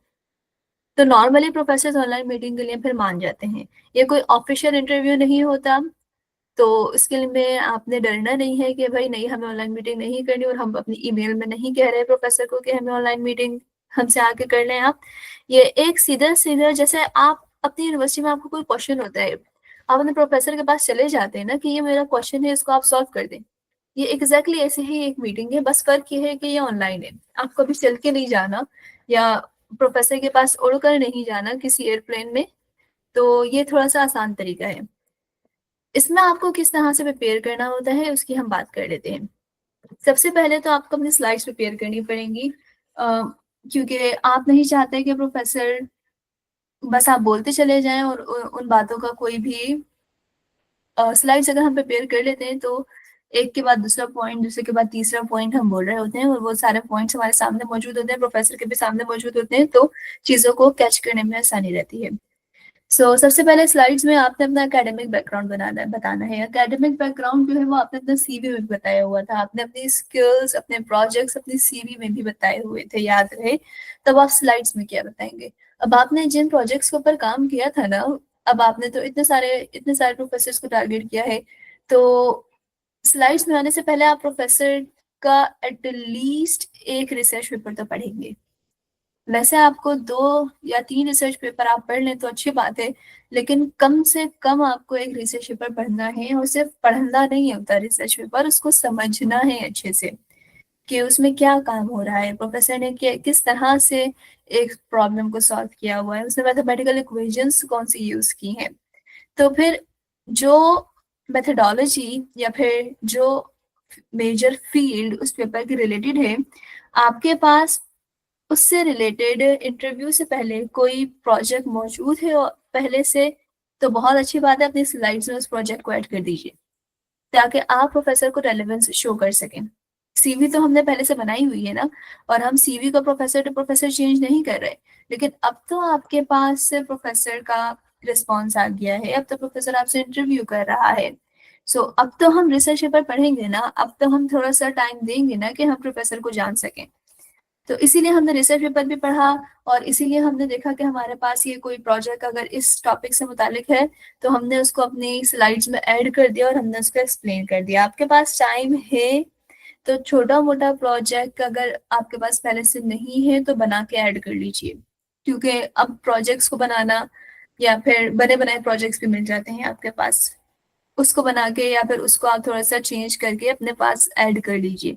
टाइम नहीं है तो ना कीजिए, अगर आप कर लें तो अच्छी बात है, नहीं करें तो ये कोई ऐसी चीज नहीं है कि आपको करना ही करना है और इसके बिना आपका इंटरव्यू क्लियर नहीं होगा। फिर आपने अपने कुछ प्रोजेक्ट्स के बारे में बताया, अपना एकेडमिक बैकग्राउंड बताया और फिर आपने उसको लिंक किया। आप जो भी बात कहें, जो भी प्रोजेक्ट शो करें, भले से उसके रेलेवेंस है या नहीं है। फॉर एग्जाम्पल, मैंने मेडिकल फिजिक्स के ऊपर काम किया है और मेडिकल फिजिक्स में जो मैंने काम किया है उसका दूर दूर से क्रिप्टो से कोई ताल्लुक नहीं है। अब मैं क्रिप्टो के प्रोफेसर को इंटरव्यू दे रही हूँ और मेरे पास प्रोजेक्ट सिर्फ मेडिकल फिजिक्स का है और मेरे पास तो टाइम भी नहीं है कि मैं क्रिप्टो का कोई प्रोजेक्ट करूँ। तो मैं उनसे कहूंगी कि भाई मेरा मेडिकल फिजिक्स का प्रोजेक्ट है, इस प्रोजेक्ट में मैंने डाटा एनालाइज किया था, तो ये इस प्रोजेक्ट को करने से मुझ में डाटा एनालिसिस की स्किल्स आई है, तो वो स्किल्स मैं आपके काम के ऊपर अप्लाई कर सकती हूँ।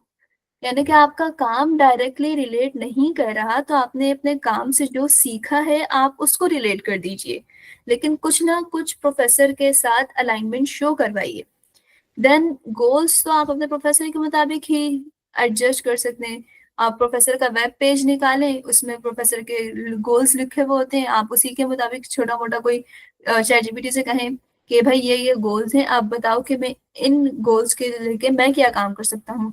कुछ छोटा मोटा काम की एक आध लाइन पकड़ लीजिए, चैट जीपीटी आपको बता देगा कि आप ये वाला काम कर सकते हैं। तो प्रोफेसर से कहें मैं फ्यूचर में ये काम करना चाहता हूँ और मैंने आपकी वेबसाइट के ऊपर देखा कि आप ये वाला काम करना चाहते हैं, तो हमारे काम बहुत ज्यादा मैच कर रहे हैं, तो मुझे लगता है हम ज्यादा ज्यादा अच्छे से काम कर सकेंगे, ये वाला काम कहें। एंड देन प्रोफेसर आपसे जरूर पूछता है इंटरव्यू के दौरान या फिर लास्ट में कि आपका कोई क्वेश्चन है, तो आपने लाजमी तौर पे कम से कम एक अच्छा सा सवाल प्रिपेयर करना है। वो सवाल उसके रिसर्च के मुतालिक ही होगा, जाहिर सी बात है, लेकिन एक अच्छा सा सवाल होना चाहिए। बस यही होता है हमारे पास ओवरऑल इंटरव्यू में, कि आपकी प्रोफेसर के साथ इंटरेक्शन होती है और और ये आपकी तरफ से ये सारी चीजें होंगी और जो भी आपका इंटरव्यू होगा सब जगह आप यही वाले स्टेप्स फॉलो करेंगे। हाँ, प्रोफेसर कौन से स्टेप्स फॉलो करते हैं ये प्रोफेसर टू प्रोफेसर वेरी कर सकता है। हो सकता है प्रोफेसर कहें कि मुझे आपका, मैंने आपकी सीवी देख ली है, मुझे आपका एकेडमिक बैकग्राउंड नहीं देखना, मुझे आपके प्रोजेक्ट्स नहीं देखने, आप मुझे रिसर्च पेपर समझाइए कि रिसर्च पेपर में आपने क्या क्या समझा, तो आप उसको रिसर्च पेपर समझाएंगे। हो सकता है कोई प्रोफेसर आपसे कहे, लेकिन प्रिपेयर तो आपको करना है ना, यानी स्लाइड्स तो ऑलरेडी आपको प्रिपेयर करनी है, प्रोफेसर आपसे कहे कि शुरू की स्लाइड्स स्किप कर दें तो आप स्किप कर दीजिएगा। इसी तरह से हो सकता है कोई प्रोफेसर कहे कि ये रिसर्च पेपर तो मैंने ही लिखा हुआ है, मुझे पता है कि मैंने क्या काम किया है, आप मुझे मत समझाएं कि इस रिसर्च पेपर में क्या हो रहा है, आप मुझे अपने बारे में बताएं, तो फिर आप उसको अपने बारे में बताएंगे। हो सकता है प्रोफेसर ना आपसे आपके बारे में पूछे, ना वो आपसे अपनी पीछे की गई रिसर्च के बारे में पूछे, वो आपको डायरेक्टली बताने के लिए बैठ जाए कि हम फ्यूचर में इस चीज के ऊपर काम कर रहे हैं और मैं इस काम के लिए स्टूडेंट को ढूंढ रहा हूँ, तो आप उसके हिसाब से कीजिएगा। प्रोफेसर की साइड पर क्या हो, प्रोफेसर और क्या ना हो, प्रोफेसर आपसे क्या पूछे और क्या ना पूछे, ये प्रिडिक्ट करना थोड़ा सा मुश्किल है, क्योंकि ये टोटली डिपेंड करता है प्रोफेसर के अपने ऊपर, इसका कोई स्पेसिफिक सिलेबस नहीं है। लेकिन आपको क्या करना है वो सारी ये स्लाइड्स यहाँ पे मेंशन है, आपको सिर्फ यही काम करना है। कोई सवाल जो कोई ऐसी चीज जो समझ ना आती हो या कोई सवाल हो तो आप कर लीजिए, क्योंकि मैं अपनी स्लाइड्स प्रिपेयर जो मैंने की थी वो मैंने प्रेजेंट कर चुकी हूँ और मेरे हिसाब से जो इम्पोर्टेंट चीजें थी वो सब मैं आपको बता चुकी हूँ। Okay, thank you so much, Ms. Vania Habib, for sharing such insightful and practical tips with us. Now we will open the floor for a question and answer session. If you have any question, please raise your hand and we will unmute you, or simply drop your question in the chat box and I will read it for you.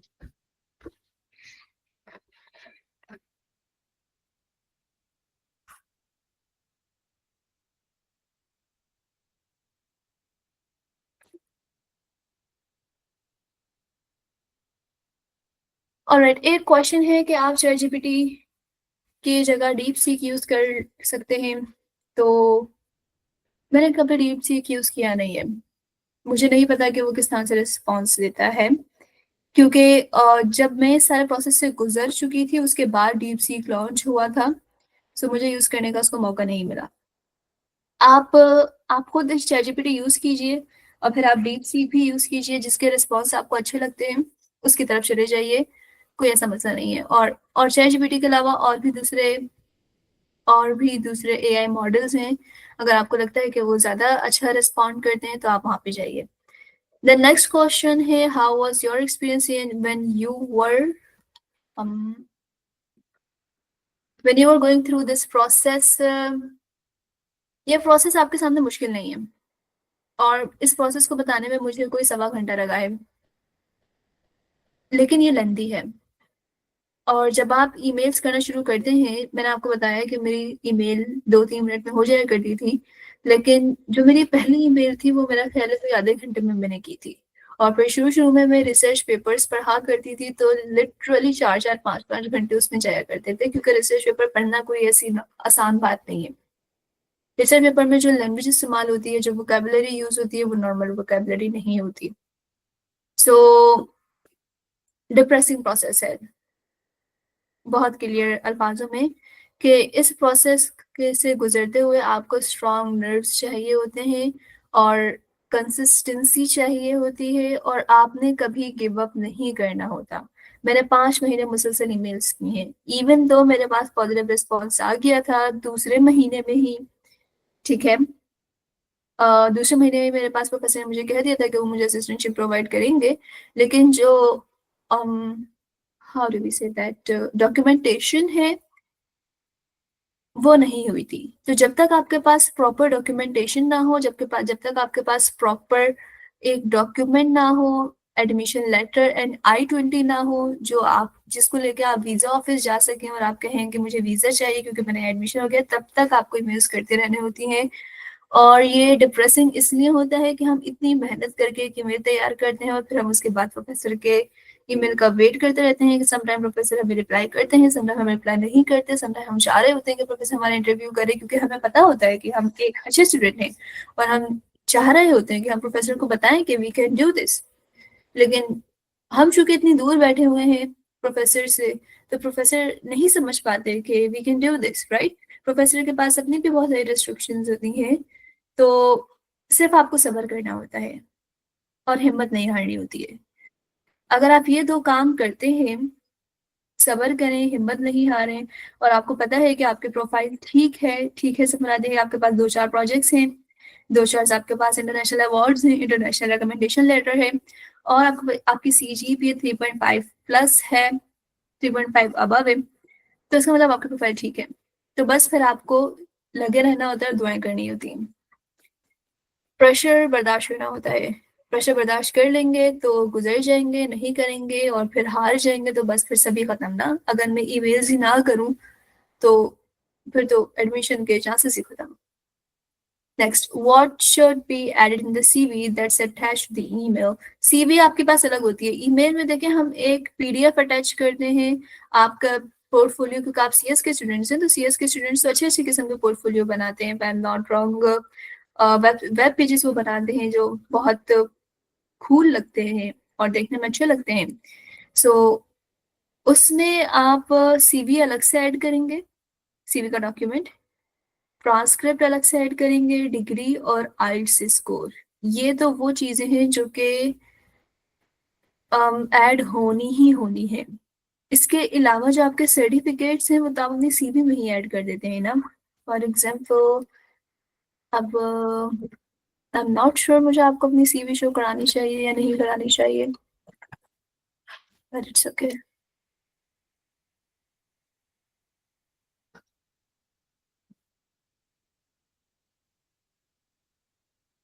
Yes,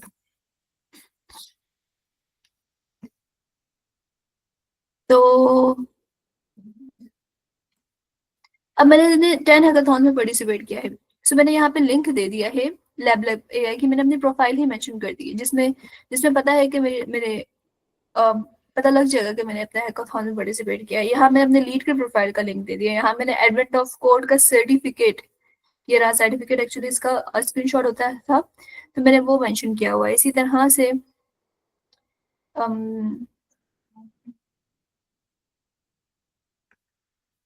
ये हमने hackathon में काम किया था, तो उसका certificate वो यहाँ पे शो हो जाएगा। Miss तो इस Vanila, तरह not visible. Your screen is not visible, all right, जिसमें स्क्रीन शेयर नहीं किए।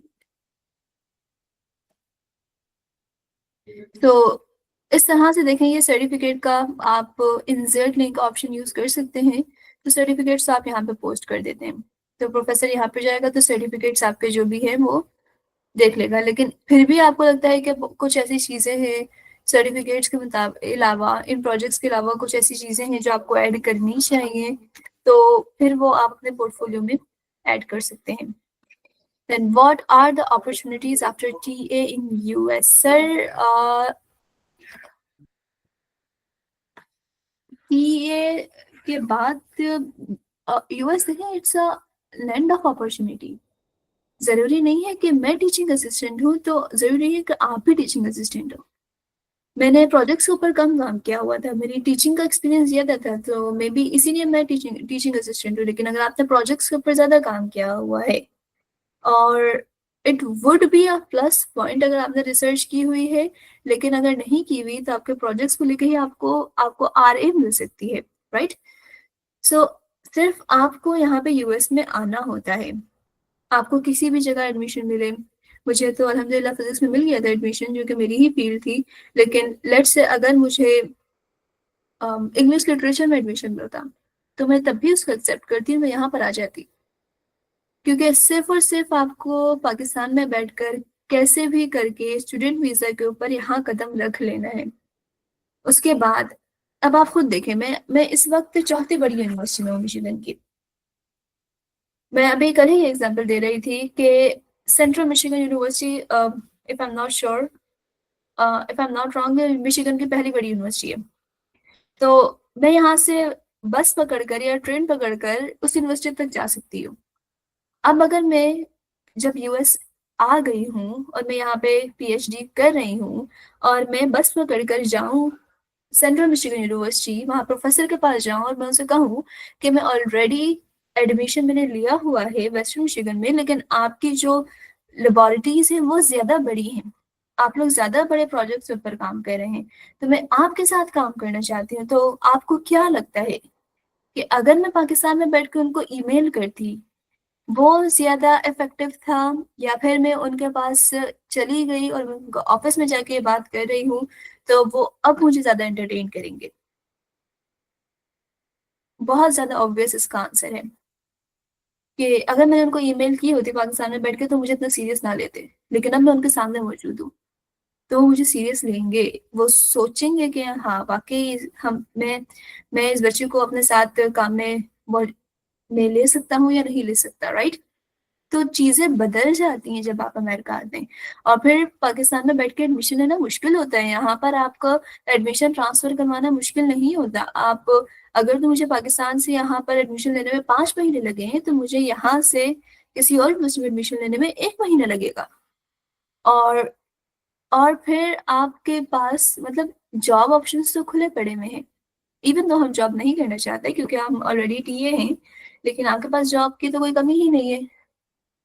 Next, what would be a good time to send these emails? Let's say I'm applying for fall 2026, so starting October or later, नहीं, आप already 1 महीना late है।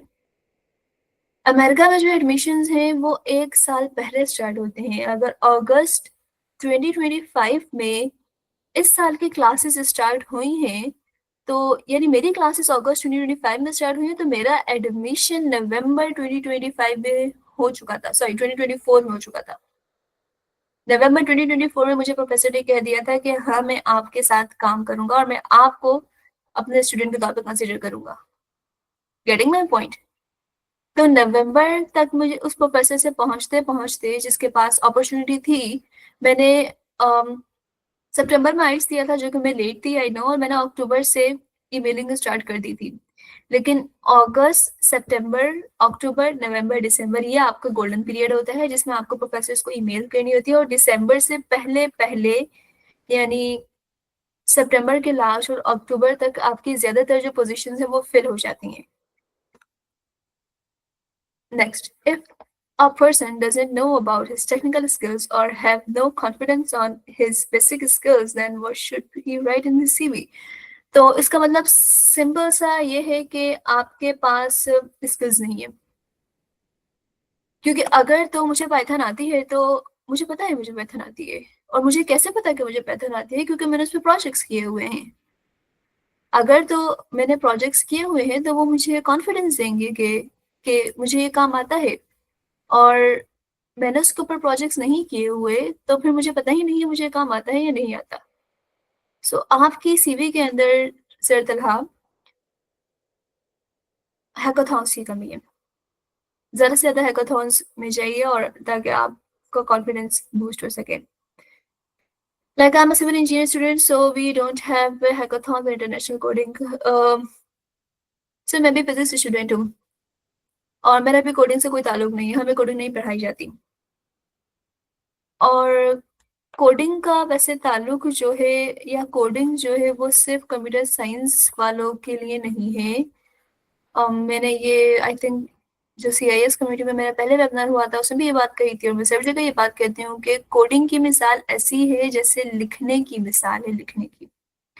पिछली सदी में लोग सिर्फ बोल के पढ़ा करते थे, लिखने का रिवाज बहुत कम था।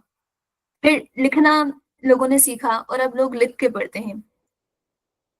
पिछली सदी से मुराद ये है कि पिछले वक्तों में, सॉरी, पिछली सदी में तो लोग लिखते थे, ठीक है। लेकिन अगर आप उस वक्त देखें कि आपके दादा वगैरह को बोलना आता था और उनके पास बहुत सारी नॉलेज भी थी, लेकिन उनको लिखना पढ़ना नहीं आता था। फिर उसके बाद जो लोग आते गए, यानी हमारी जो जनरेशन है इसमें सबको लिखना पढ़ना आता है, ऐसे ही है ना। अब लिखना पढ़ना जरूरी है मेरे लिए भी, मेरा फिजिक्स से ताल्लुक है, आपके लिए भी, सिविल इंजीनियर हैं आप, और डॉक्टर के लिए भी, और कंप्यूटर साइंस वाले के लिए भी। कोडिंग जो है वो एक कंप्यूटर के साथ लिखत पढ़त करने का तरीका है, सिंपल सा। तो इसका ताल्लुक किसी सॉफ्टवेयर इंजीनियर से नहीं है, बल्कि कोडिंग मेरे लिए भी उतनी ही रेलेवेंट है जितनी किसी CS स्टूडेंट के लिए है। क्योंकि कंप्यूटर से लिखना पढ़ने की जरूरत तो मुझे भी पड़ेगी ना, यानी कॉपी और पेन की जरूरत तो एक एक डॉक्टर को भी पड़ती है, आपको भी पड़ती है। तो इसी तरह से कंप्यूटर और कीबोर्ड की जरूरत आप सबको पड़ती है। अगर आपको नहीं पड़ी तो उसका मतलब आप दुनिया से बहुत पीछे चल रहे हैं, दुनिया दुनिया बहुत आगे जा चुकी है। सो इसीलिए आपको कोडिंग भी सीखनी चाहिए, और आपको हैकाथॉन्स में भी जाना चाहिए। और अगर आपको कोडिंग नहीं आती तो आप कहें कि हैकाथॉन में जाके मैं क्या करूं, तो आप सिर्फ जाइए और वहां पे सिर्फ स्लाइड्स प्रिपेयर कीजिए, सीखते कोडिंग सीखते रहिए साथ साथ। लेकिन आप हैकाथॉन में जाना शुरू करें, आप इंटरनेशनल टीम्स के साथ काम करना शुरू करें, it will groom your personality. किसी का और कोई क्वेश्चंस? सर, आपने जो कॉम्प्लेक्स इंजीनियरिंग प्रॉब्लम सॉल्व की हैं तलहा, वो बिल्कुल ठीक सॉल्व की हैं, और वो बहुत अच्छी सॉल्व की हैं। मगर मसला ये है कि अगर अगर तो जस्ट अ मिनट,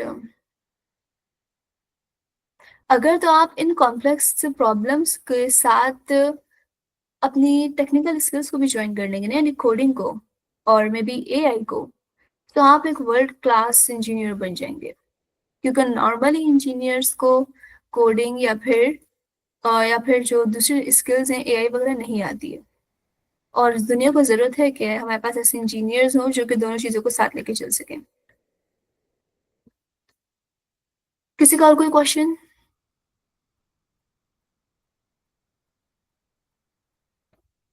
खासा किसी का और कोई क्वेश्चन नहीं है, और हम सारी चीजें भी बता चुके हैं। सो We are having another question. जो अभी H1B वीजा फीस इंक्रीज हुई है, so what do you think about H1B visa के बारे में हमने सोच नहीं की हुई है। हम तो F1 वीजा पे जा रहे हैं ना सर ताहिर, और H1B वीजा या फिर HP1 वीजा जो भी है, हम इसको टारगेट भी नहीं करना। स्टूडेंट वीजा के ऊपर आइए, और उसके बाद अपने सॉरी, अमेरिका में एटलीस्ट मास्टर्स करने के बाद आप जॉब के लिए अप्लाई करें। स्टेम साइंसेस की फील्ड से रिलेटेड है तो आपको OPT मिल जाती है 3 साल की, तो आपको ग्रीन कार्ड का भी हो जाता है। और H-1B वीज़ा के लिए काफ़ी सारी मुश्किलें होती हैं। और अभी तो उन्होंने एक न्यू पॉलिसी बना दी है जिसके मुताबिक H-1B वीज़ा जो है ये आप अपने मुल्क से लेकर आना काफ़ी मुश्किल हो गया है। लेकिन अगर आप यहाँ पे स्टूडेंट हैं और आप F1 वीज़ा को अपना ट्रांसफ़र करवाते हैं अपने दूसरे वीज़ा के ऊपर, तो ये आपके लिए ज़्यादा आसान हो गया है काम करना। एंड अपार्ट फ्रॉम दैट मैं यहाँ पर आई हूँ, मुझे कोई 1 महीना हुआ है यहाँ पर आए हुए। जो कल्चरल डिफरेंसेस हैं वो मैं फ़ील कर रही हूँ। दे आर सो ट्रू, ठीक है? यहाँ पे काम करने के जो अंदाज़ हैं वो मुख्तलिफ होते हैं। मैं स्टूडेंट हूँ, तो अगर मैं गलती कर जाऊँ वो एक्सेप्टेबल है। लेकिन अगर यही गलती मैं किसी वर्क एनवायरनमेंट में, प्रोफेशनल जगह पर कंफर्टेबल नहीं होगी, तो यहाँ के एनवायरनमेंट में सर्वाइव करने के लिए आपको पहले इस एनवायरनमेंट को समझना ज़रूरी है। And I am telling you that कि यहाँ के एनवायरनमेंट को समझना ऐसा नहीं है कि आप यहाँ आएंगे और दूसरे दिन समझ जाएंगे। 1 महीना गुजरने के बावजूद मैं अभी तक समझ ही रही हूँ, और लोग कह रहे हैं कि उन्हें 1 साल आराम से लग जाता है समझने में। यहाँ पे आपको आइल्स देने के बाद आप आते हैं, पूरी ज़िंदगी आप अपनी किताबें इंग्लिश में पढ़ते हैं, लेकिन स्टिल आपको नेटिव स्पीकर्स की का एक्सेंट समझ नहीं आता, आपको समझ नहीं आती वो क्या कह रहे हैं। और फिर उनके आपको अल्फाज समझ आ जाएं तो आपको उनका मतलब समझ नहीं आता कि इस बात से उनका मतलब क्या है। और इसी तरह से आप इंग्लिश को इस्तेमाल करते हुए ही अपनी बात कन्वे करते हैं, लेकिन वो आपका मतलब नहीं समझ पाते, क्योंकि एक अल्फाज के मुख्तलिफ मीनिंग्स होते हैं। सो यहाँ अल्फाजों को यूज़ करने की मीनिंग अलग है जो वहाँ पाकिस्तान में यूज़ नहीं होती। सो H-1B वीज़ा पे आना बिल्कुल भी एक अच्छी चीज़ नहीं है। आप यहाँ पे F-1 वीज़ा पे आए, आसानी से मिल जाता है, उसके लिए इतने कोई मसले करने भी नहीं पड़ते, आसानी से मिल जाता है, सीधी सीधी सी आप जिंदगी गुजारें। 2 साल मास्टर्स करें, मास्टर्स की डिग्री भी आपके पास आ जाएगी और इन्वायरमेंट भी समझ जाएंगे। उसके बाद आप जॉब के ऊपर अप्लाई करेंगे तो आपको 3 साल का OPT मिलता है। तो 3 साल के OPT में आपका डायरेक्ट ग्रीन कार्ड हो जाता है, आपको H-1B वीज़ा की ज़रूरत ही नहीं पड़ती। यस, स्टूडेंट वीज़ा का नाम F-1 वीज़ा है। और अगर इसकी फीस इंक्रीज हुई हो तो मुझे पता नहीं है, लेकिन अगर फीस इंक्रीज हुई है तो सिर्फ वो फीस ही होगी, मतलब बाकी क्राइटेरिया तो वैसे ही रहेगा जो हमारा है। और किसी का क्वेश्चन?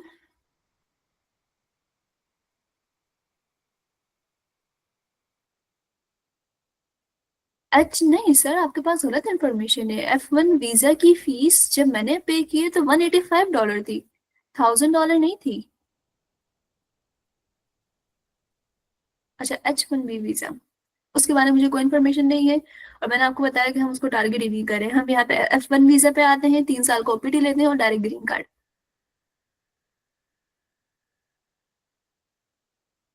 तो किसी का और कोई क्वेश्चन है?